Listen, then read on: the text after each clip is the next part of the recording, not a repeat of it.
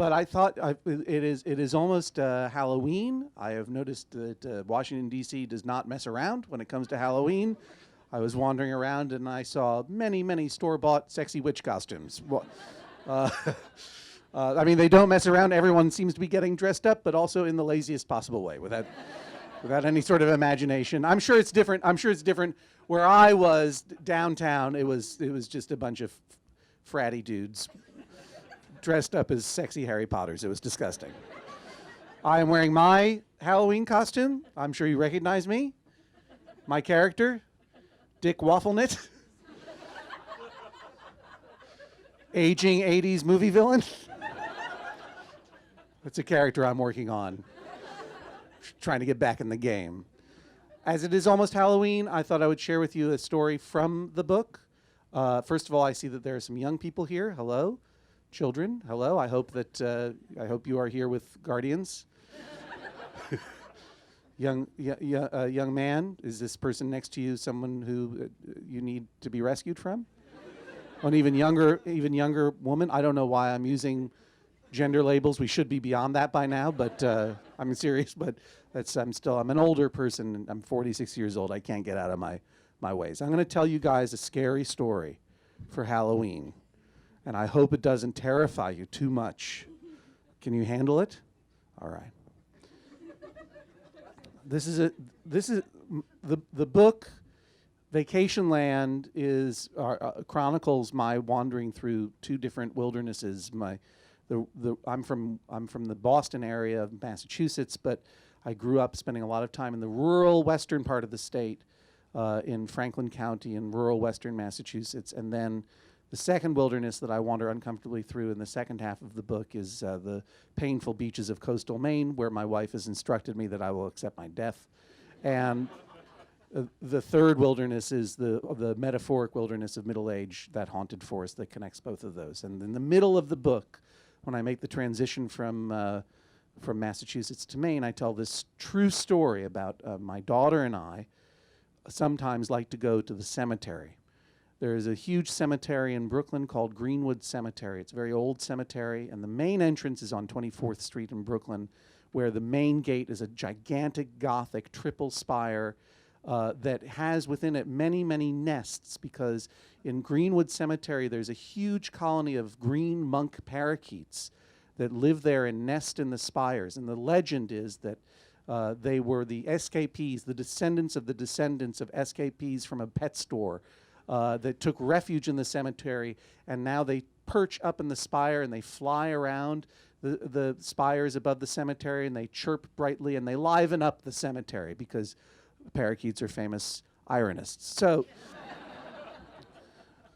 I had never been because it was too far away, but we discovered that there was a side entrance to the cemetery much closer to where we live in Brooklyn. We live in Park Slope, Brooklyn, but if you walk down Prospect Park West through Windsor Terrace and past all the shops, as we did one day on a rainy afternoon in the spring some years ago, we discovered that there's this other entrance that much closer to our house, and then we could just go in there. And I was so excited because I had never imagined that I was going to even be able to continue to live in New York City, because I was writing for magazines and going broke. But then television happened, and we had the opportunity to move to a nice neighborhood that was offering so many gifts of grown-upness, nice restaurants and good comedy clubs nearby. And all of a sudden we're wandering down a street, and holy moly, there's a gate into a secret Edward Gorey-esque necropolis right there in the neighborhood. And I turned to my daughter and I said, "Never forget what your father has given you. Let's go into this cemetery." And it was a rainy day, and my daughter was wearing her red raincoat and her yellow boots, and I was wearing my own gray raincoat with my hood up. I only had a mustache then, and for some reason I was wearing dark glasses over my glasses, like CVS glasses that go over the glasses, like really creepy things. And we're walking in there, and the security guard at the booth stops us, and he says, "Are you sure you want to go into the cemetery?" I'm like, "Oh, yes, we're very sure we want to go into the cemetery." And he said, "I was not talking to you." And he turned to my daughter and he said, "This is a very large cemetery. There are many, many places to get lost in the cemetery. And even when it is not raining and it is crowded, there are many places you could go where you could cry for help and people would not be able to hear you. So I ask again, are you sure, child, that you would like to go into the cemetery with this terrifying mustache man? And she said, no, that's my father. And he accepted this truth, and we went in. And it was a rainy day, and it was almost empty. The cemetery itself was almost empty, but the cemetery itself is full, because it's a very old cemetery. And they don't even have much, they don't bury bodies there very often because they're already full to bursting underground with the dead. And it was springtime, so nature was feasting on the dead. The lawn was this beautiful green, and the dogwood trees were full of bloom, and they were just hanging down with the weight of the flowers and the rain, touching our heads as we dipped under them, and we danced on graves, and we peered into dark tombs. We were having a great time. This is a fun thing to do with children. And every now and then, we would see other people, mourners, actual mourners. It wasn't entirely empty. Even though it was a cemetery, we discovered through the interaction with these mourners that the cemetery was not a frightening place, but we were very frightening. We were the scariest thing in the cemetery. Because is a big cemetery, and people could drive in, to find the graves of their beloveds, and leave a flower and get back in their cars and drive away. And then they would discover us walking along the road of the cemetery, no one else in sight. Me in my raincoat and dark glasses, my daughter in her red raincoat, and as they would pass, we both would stop and we would wave at them like this.